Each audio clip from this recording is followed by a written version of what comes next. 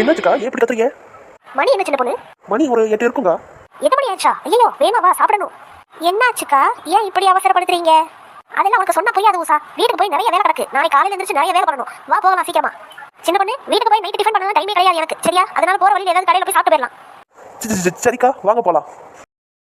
என்ன குதிரைமுடி ஏதோ நேற்று வேலை வெட்டி இருக்குன்னு சொல்லிட்டு போனீங்க அவசர அவசரமா.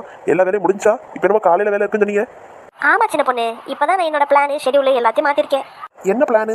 இனிமே வேலை வரைக்கும் கரெக்டா சாப்பிடணும் தூங்கணும். அதான் 8 மணிக்கு சாப்பிட்டுட்டு வேகமா 8:30 போய் படுத்து தூங்கிட்டேன். அப்ப இன்னைக்கு நம்ம வேலை இருக்குன்னு சொன்னீங்க. ஆமா சின்ன பொண்ணு, 6 மணிக்கு எந்திரிச்சு லைட்டா டீ குடிச்சிட்டு பிரேக்ஃபாஸ்ட் முடிச்சிட்டு திருப்பி தூங்க போறேன்.